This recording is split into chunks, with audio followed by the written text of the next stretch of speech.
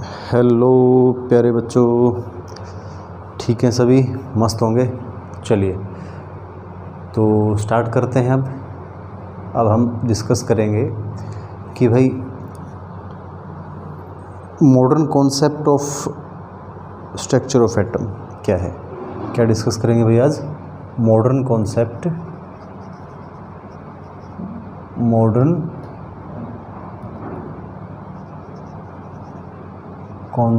Of structure of atom. Modern concept of structure of atom. Past में हमने जो बोह्रस model पढ़ा, रदरफोर्ड मॉडल, थॉमसन मॉडल, उन सब की कुछ ना कुछ लिमिटेशंस थी। अब एक और एडवांस मॉडल, लेटेस्ट मॉडल जो आज एट प्रेजेंट भी वैलिड है। हालांकि हम ये नहीं कह सकते कि भी 100% यही मॉडल सही है। हो सकता है फ्यूचर में कुछ और एडवांसमेंट हो, कोई और बड़े साइंटिस्ट आएँ, कुछ और कमियां इसमें निकाल दें, कुछ इससे अच्छा और बता दें, लेकिन at present this is the best model for the description of structure of atom. ठीक है।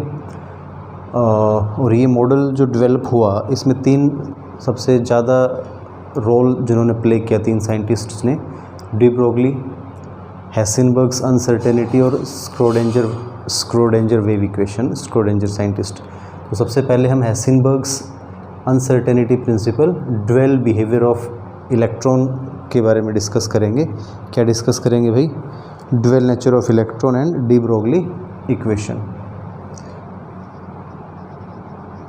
Dwell nature of electron and de Broglie equation. ये दो टॉपिक अब हम एक ही है वैसे तो, पर इसके डिटेल्स इसको डिस्कस करेंगे कि ड्वेल नेचर ऑफ इलेक्ट्रॉन का मतलब क्या है। डी ब्रोगली ने देखो एक्चुअली क्या कहा इस साइंटिस्ट ने, अराउंड 1923 या 24 कुछ बोल देते हैं। तो इस समय डी ब्रोगली ने ये कहा कि भाई जैसे फोटोन, हमने इलेक्ट्रोमैग्नेटिक रेडिएशंस में उसका ड्वेल बिहेवियर के बारे में बात किया कि उसमें इलेक्ट्रोमैग्नेटिक रेडिएशंस में वेव नेचर भी है और पार्टिकल नेचर भी है, क्योंकि वहाँ मास ऑफ फोटोन की बात हम कर रहे थे। तो सेम उसी तरह से डी ब्रोगली ने ये कहा कि जब भाई photon can show dual nature, है ना, मतलब वहाँ पे वेव एंड पार्टिकल नेचर। तो वेव नेचर कैसे शो करते हैं? क्योंकि वो वेवलेंथ या फ्रीक्वेंसी शो करते हैं, और पार्टिकल नेचर इसलिए कहते हैं क्योंकि उनमें मास हम कैलकुलेट करके दिखा सकते हैं। ठीक है। तो सेम चीज़ हम इलेक्ट्रॉन के लिए भी इसने डी ब्रोगली ने प्रूव किया कि इलेक्ट्रॉन में मास तो होता ही है, नो डाउट। इलेक्ट्रॉन का मास कितना होता है? 9.1 × 10⁻³ kg। हम उसके लिए वेवलेंथ भी कैलकुलेट कर सकते हैं किसी फास्ट मूविंग इलेक्ट्रॉन के लिए। ठीक है। तो इस तरह से डी ब्रोगली ने क्या कहा कि डी ब्रोगली ने देखो जो इक्वेशन हमारी भाई E = mc², आइंस्टीन इक्वेशन है मास एनर्जी रिलेशन, और E = hν प्लैंक्स इक्वेशन है ना। तो इन दोनों इक्वेशंस का यूज़ करके उसने ये कहा कि भाई इनको मैं इक्वेट कर देता हूँ, तो mc² = hν। ठीक है। न्यू की जगह पे क्या लिख सकते हैं हम? hc/λ। तो लैम्डा को इधर ले लें हम, लैम्डा को इधर ले आते हैं, तो लैम्डा h × c/mc², एक c कैंसिल हो गया, तो लैम्डा h/mc। तो ये जो रिलेशन है ये किसके लिए है? फॉर वेव नेचर, क्योंकि यहाँ पे वेलोसिटी ऑफ लाइट हमने लिया हुआ। ये क्या है? वेलोसिटी ऑफ लाइट लिया हुआ है। लेकिन इसी रिलेशन से हम क्या लिख सकते हैं? Lambda h/mv। यदि c in place of c हम v लिख दें, वेलोसिटी ऑफ मटेरियल पार्टिकल, जैसे कि इलेक्ट्रॉन, वेलोसिटी ऑफ इलेक्ट्रॉन लिख दें यहाँ पे, मास है इलेक्ट्रॉन का, h प्लैंक्स कांस्टेंट है। तो यहाँ से देखो हम क्या निकाल सकते हैं? Velocity of electron wavelength of electron calculate कर सकते हैं। तो इलेक्ट्रॉन एक पार्टिकल तो है ही, क्योंकि उसमें मास है, लेकिन हम उसकी वेवलेंथ भी कैलकुलेट कर सकते हैं। इसका मतलब हम क्या दिखा देंगे कि उसमें वेव नेचर भी है, ठीक है। तो ये डी ब्रोगली ने इस तरह से बताया। अब बात ये आती है बेटा कि हम फिर इलेक्ट्रोमैग्नेटिक वेव्स और मैटर वेव्स में डिफरेंस बताएं, डिफरेंस बिटवीन इलेक्ट्रोमैग्नेटिक वेव्स और मैटर वेव्स। मैटेरियल वेव्स कहाँ से आया? डी ब्रोगली ने बताया कि मैटर के अंदर वेव लाइक नेचर भी होता है। तो थोड़ा डिस्कस कर लेते हैं इलेक्ट्रोमैग्नेटिक वेव्स और मैटर वेव्स। सबसे पहली बात तो यही है, इलेक्ट्रोमैग्नेटिक रेडिएशंस क्या होते हैं। डेफिनेशन आपको इनके पीछे हम पढ़ भी चुके हैं, तो वो आपको लिखनी है यहाँ पे। डेफिनेशन में क्या बताएंगे भाई? The radiations the waves which consist of both electric and magnetic field. Electric और मैग्नेटिक फील्ड दोनों एक दूसरे के साथ परपेंडिकुलर होते हैं, ठीक है। And they are also perpendicular to the direction of propagation. इस तरह से दिखा सकते हो, जैसे ये डायरेक्शन इधर जा रही है रेडिएशंस, तो एक ऐसे चल रहा है प्लेन में, एक ऐसे चल रहा है, ठीक है। तो इलेक्ट्रोमैग्नेटिक रेडिएशंस क्या होते हैं? जो इलेक्ट्रिक और मैग्नेटिक फील्ड कंपोनेंट से बने और दोनों एक दूसरे के साथ परपेंडिकुलर है और डायरेक्शन ऑफ प्रोपेगेशन के साथ भी परपेंडिकुलर है।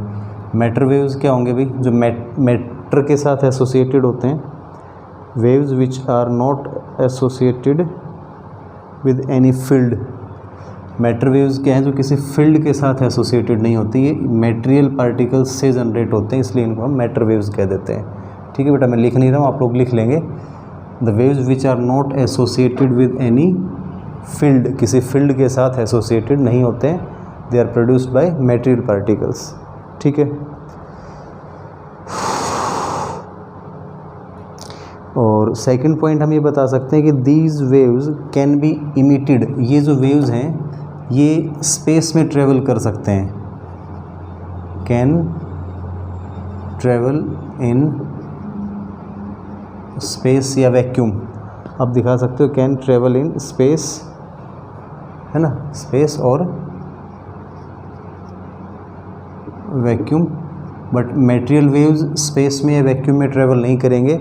दे are associated with, they are associated मतलब जुड़े रहते हैं विद मैटर।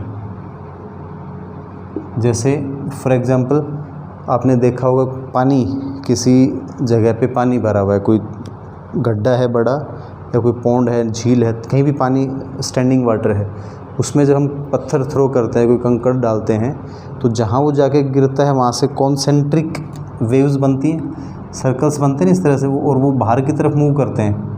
लेकिन पानी से अलग तो नहीं है कि पानी से बाहर वेव्स आ जाएंगी, वो पानी के अंदर ही बनेंगे।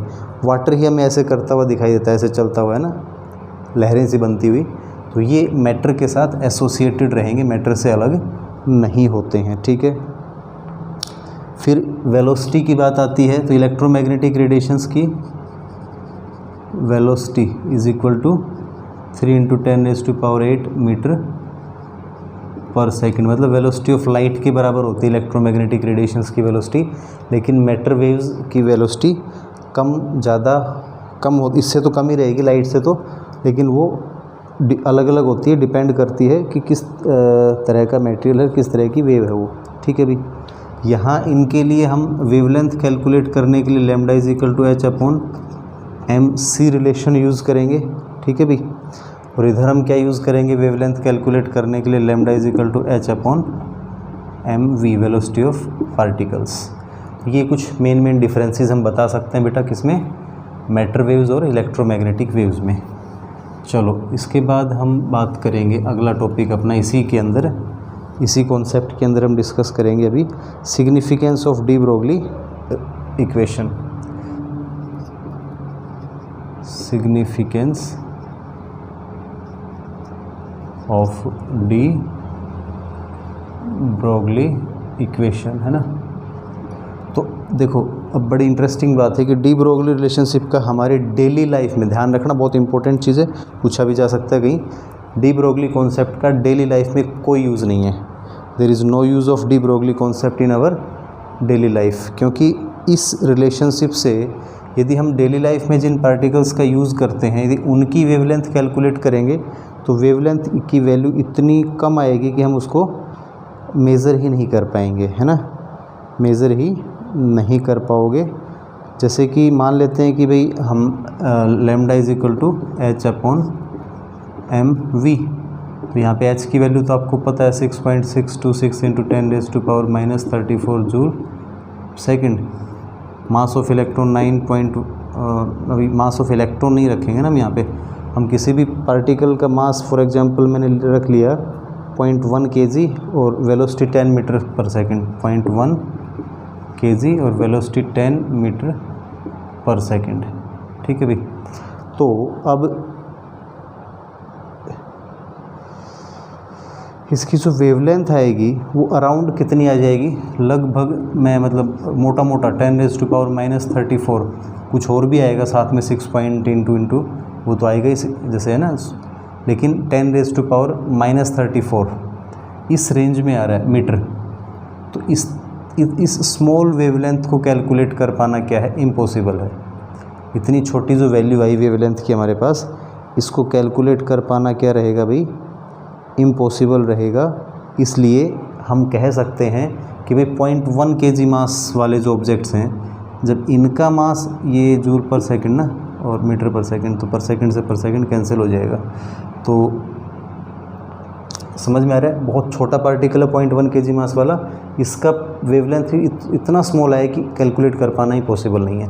और सेम इसी जगह पे यदि हम इलेक्ट्रॉन की वैल्यू पुट करते, यहाँ पे मास ऑफ इलेक्ट्रॉन और वेलोसिटी ऑफ लाइट यदि हम यहाँ पे रख देते, या फिर वेलोसिटी ऑफ इलेक्ट्रॉन की वैल्यू वहाँ पे 6 × 10⁻⁶ मीटर पर सेकेंड रख के देख लेते हैं वैल्यू एक बार। यहाँ पे हम वैल्यू रखें 9.1 × 10⁻⁻31 kg और वेलोसिटी ऑफ लाइट जैसे मान लिया 6 × 10⁻⁶ मीटर पर सेकेंड, तब ये वैल्यू कितनी आएगी भाई, तब ये वैल्यू लगभग आ जाएगी आपके पास 10⁻⁻10 मीटर, या हम एक नियरली इक्वल में एक मतलब मोटा मोटी सी वैल्यू करें 10⁻⁻10 मीटर, लगभग 1 एंगस्ट्रॉम हो गया ना। तो ये कैलकुलेबल है, इसको हम कैलकुलेट कर सकते हैं। तो इसका मतलब ये हुआ कि significance of de Broglie equation की जब बात करेंगे तो इस रिलेशनशिप का सिग्निफिकेंस सिर्फ और सिर्फ माइक्रोस्कोपिक पार्टिकल्स के लिए है। माइक्रोस्कोपिक पार्टिकल्स जो बहुत कम मास वाले पार्टिकल्स के लिए, थोड़ा सा भी बड़ा पार्टिकल, ऐसा पार्टिकल जो हमें नेक्ड आइज से दिख सकता है, हम आँखों से देख सकते हैं। डेली लाइफ में जो पार्टिकल होते हैं बड़े होते हैं जो दिखते हैं ना, तो उन पार्टिकल्स के लिए वेवलेंथ बहुत छोटा आता है, जो इसको कैलकुलेट कर पाना लगभग असंभव होता है, ठीक है। तो इस तरह से आप इसको बता सकते हैं। चलिए, तो समझ में आ रहा है डी ब्रोगली ने क्या कहा कि मैटर क्या, इलेक्ट्रॉन्स क्या हैं, यदि वो चल रहे हैं, घूम रहे हैं, तो पार्टिकल नेचर तो है ही, साथ में वेव नेचर भी वो शो करते हैं। और इसको एक्सप्लेन करने के लिए कुछ साइंटिस्ट्स ने एक्सपेरिमेंट्स किए, जिनके अंदर हम कह सकते हैं कि भी डेविसन GERM